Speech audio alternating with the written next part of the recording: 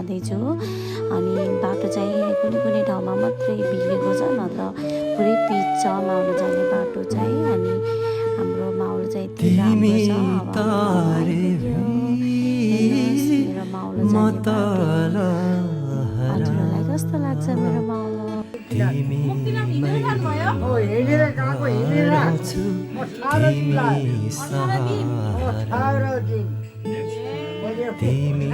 मेरो बाजे हुनुहुन्छ नि त, मेरो बाजे लाउले। मेरो बाजेले चाहिँ पहिला यसमा खाना खानुहुन्थ्यो अरे कि, पहिलाको भाँडा थाल एकदम राम्रो लागेर मलाई चाहिँ सानो क्लिक गरेँ। त्यसपछि मैले भेटेँ मेरो हजुरआमा, मेरो आमाको आमा, उहाँ हुनुहुन्छ मेरो आमाको आमा।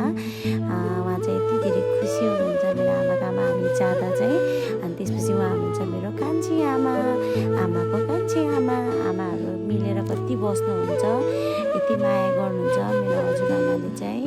अनि आमालाई चाहिँ मैले सोधेँ हजुर कति वर्ष हुनुभयो भन्दा म 60 क्रस भएँ भनेर उहाँले चाहिँ।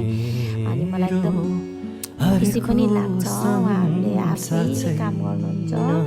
अनि मैले यो कसले लिएर आधा बाजे ठुलो दाउरा चाहिँ दाजुको बजेले लिएर आउनुभएछ। अनि सानो चाहिँ जेठी बजेले लिएर आउनुभएछ।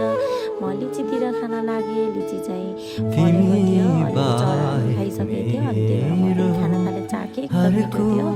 अनि अलिकता चाहिँ म टिपेर चाहिँ घर लिएर आएँ। अनि सिजन अनुसार लिची चाहिँ टिपिसक्नुपर्छ सबैले। अनि यता चाहिँ मामाको पेट भयो। अनि मामाले चाहिँ हाई भने मामाले चाहिँ यता बसिराख्नु भएको थियो। अनि यता चाहिँ मेरो माइजू पनि हुनुहुन्थ्यो। अनि माइजूलाई चाहिँ मैले हाई माइजू भनेर भने, उता मामा चाहिँ बिजी हुनुहुन्थ्यो चाउमिन बनाउन। अनि मेरो बाजेले चाहिँ दुईवटा बिहा गर्नुभएको, मिलेर बस्नुभएको छ। आजको ब्लग चाहिँ यति नै।